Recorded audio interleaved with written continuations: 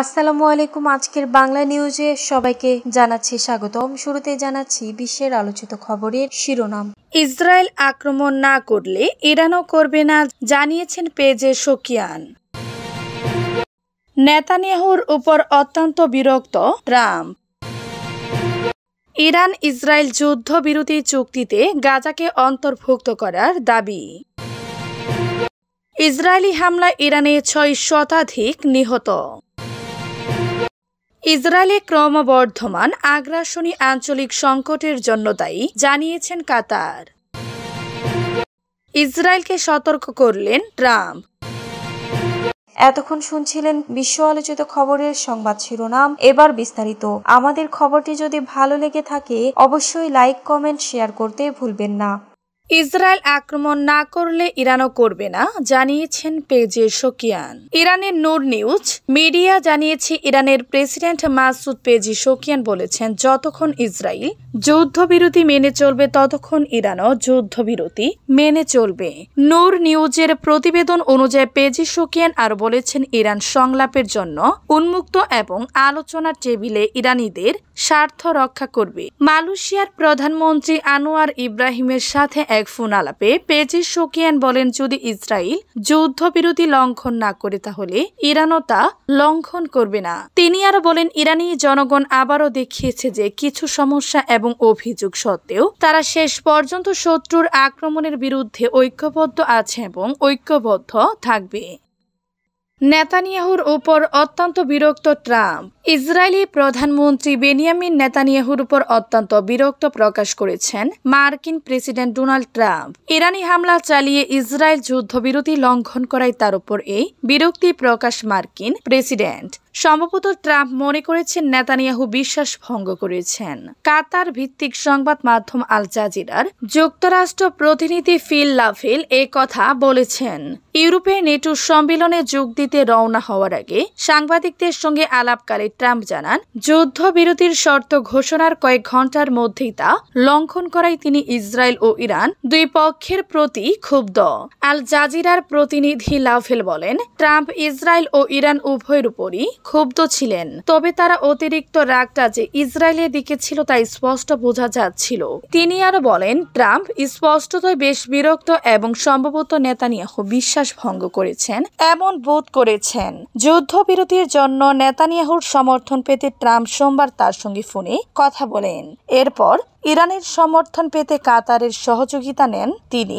সূত্র Al Jazeera, BBC. Iran Israel যুদ্ধবিরতি চুক্তিতে গাজাকেও অন্তর্ভুক্ত করার দাবি। ইরান ইসরায়েল যুদ্ধবিরতির ঘোষণাকে স্বাগত জানিয়েছে ফিলিস্তিনের রামাল্লা ভিত্তিক কর্তৃপক্ষ। সেই সঙ্গে গাজা উপত্যকায় চলমান ইসরায়েলি আগ্রাসন থামানোরও দাবি জানিয়েছেন তারা।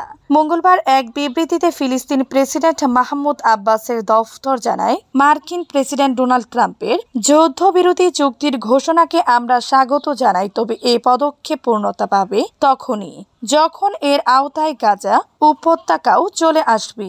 গাজায় নিহতর সংখ্যা 56,000 ছাড়ালো।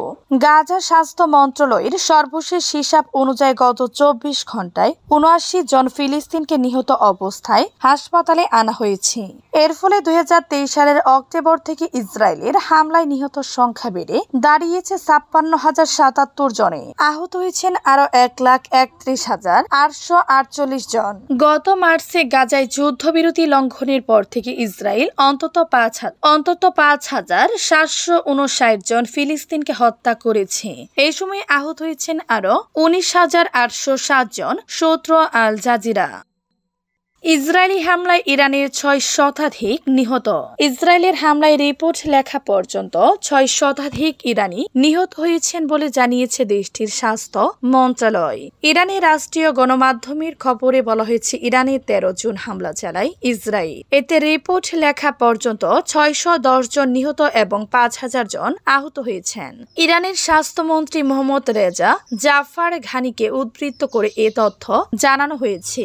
এর মধ্যে শেষ একদিনে সবচেয়ে ভয়াবহ হামলার শিকার হয়েছে তেহরান। এই সময়ের মধ্যে অন্তত 107 জন ইরানি প্রাণ হারিয়েছেন বলে জানান ওই মন্ত্রী।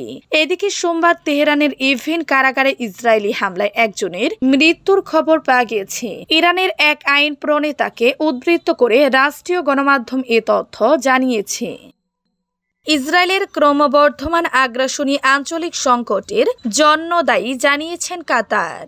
ইসরায়েলের ক্রমবর্ধমান আগ্রাসনী আঞ্চলিক সংকটের জন্য দায়ী বলে মন্তব্য করেছে কাতারের প্রধানমন্ত্রী শেখ মোহাম্মদ বিন আব্দুর রহমান আল থানি। তিনি বলেন, তারের আমির সম্ভাব্য কূটনৈতিক ও আইনি প্রতিক্রিয়া নিয়ে আলোচনার কথা বলেন, তবে এ বিষয়টি যত দ্রুত সম্ভব নিয়ন্ত্রণে আনতে হবে এবং অতীতের বিষয় হিসেবে রেখে দিতে হবে বলে জোর দেন কাতারের প্রধানমন্ত্রী। তিনি বলেন, আঞ্চলিক এই উত্তেজনা মূলত গাজার উপর ইসরায়েলের ক্রমবর্ধমান আগ্রাসন ও যুদ্ধাংদেহী মনোভাবের পরিণতি, আর এটি যাতে পুরো অঞ্চলে ছড়িয়ে না পড়ে সে লক্ষ্যে কাতার কাজ করে যাচ্ছে।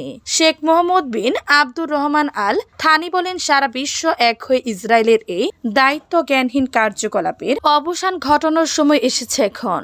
মঙ্গলবার কাতারের প্রধানমন্ত্রী শেখ মোহাম্মদ বিন আব্দুল রহমান আল থানির সঙ্গে টেলিফোনে কথা বলেছেন ইরানের প্রেসিডেন্ট মাসুদ পেজিশকিয়ান। টেলিফোন কলে তারা কাতারে যুক্তরাষ্ট্রের আল উদেইদ সামরিক ঘাঁটিতে ইরানের ক্ষেপণাস্ত্র হামলার বিষয়ে কথা বলেছেন। এ সময় কাতারের প্রধানমন্ত্রী ইরানের প্রেসিডেন্টের কাছে আল উদেইদ ঘাঁটিতে ইরানের হামলার বিষয়ে উদ্বিগ্ন প্রকাশ করেন। তিনি বলেন, টেলিফোনে আলাপকালে কাতারের আমির তার দেশ সবসময় সুসম্পর্ক ও ভালো প্রতিবেশীর নীতি অনুসরণ করে বলে ইরানের প্রেসিডেন্টকে জানান। এই সময় তিনি ইরানের কাছ থেকে এমন শত্রুতাপূর্ণ আচরণ প্রত্যাশা করেনি বলে জানিয়ে দেন সূত্র আল জাজিরা। ইসরায়েলকে সতর্ক করলেন ট্রাম্প। মার্কিন প্রেসিডেন্ট ডোনাল্ড ট্রাম্প তার ট্রুথ সোশ্যাল প্ল্যাটফর্মে ইসরায়েলকে সতর্ক করেছেন। তিনি বলেছেন যে দেশটির হামলা চালানো উচিত নয়। মার্কিন প্রেসিডেন্ট লিখেছেন, ইসরায়েল বোমাগুলো ফেলো না। যদি তুমি এটা করো তাহলে এটি একটি বড় লঙ্ঘন। তোমার পাইলটদের এখনই বাড়িতে নিয়ে এসো। ইরান ও ইসরায়েলের মধ্যে যুদ্ধবিরতি ঘোষণা করার পর ট্রাম্পের এই সতর্কবার্তা আসে, যা আজ সকালে কার্যকর হয়েছে। ইসরায়েল বলেছে যে তারা এই প্রস্তাবে সম্মত হয়েছে। অন্যদিকে ইরান বলেছে যে ইসরায়েল যদি একই কাজ করে তবে তারা আক্রমণ বন্ধ করবে। ইসরায়েলের সামরিক বাহিনী পরবর্তীতে বলেছে যে তারা ইরানের ছোড়া একটি ক্ষেপণাস্ত্র প্রতিহত করেছে। তেহরান নতুন হামলার কথা অস্বীকার করেছে। ইসরায়েল ও ইরানের টানা 2 সপ্তাহের পাল্টাপাল্টি বিমান হামলার পর ঘোষণা আসে যুদ্ধবিরতির। মঙ্গলবার ভোরে শুরু হওয়া এই ধাপে ধাপে যুদ্ধবিরতি নিয়ে মার্কিন প্রেসিডেন্ট ডোনাল্ড ট্রাম্প এক ঘোষণায় জানান এটি একটি বড় কূটনৈতিক সাফল্য। তবে এই যুদ্ধবিরতি নিয়ে ইরানের বিভিন্ন শহরের সাধারণ মানুষের মাঝে এই বিরতির দায়িত্ব নিয়ে গভীর সংশয়, আতঙ্ক এবং হতাশা বিরাজ করছে। তেহরানের বাসিন্দা 37 বছর বয়সী সাংবাদিক সামানেও বলেন, শেষ রাতের সোমবার রাতের বোমাবর্ষণ ছিল সবচেয়ে ভয়ঙ্কর। আমি ভেবেছিলাম হয়তো আমার প্রিয়জনদের আর কখনো দেখতে পাবো না। তিনি জানান, যুদ্ধবিরতির ঘোষণায় কিছুটা স্বস্তি পেলেও তা স্থায়ী হবে এ বিশ্বাস তার নেই। আমি মনে করেছিলাম ট্রাম্প আমাদের সাথে মনস্বাস্থ্যে খেলা করেছেন।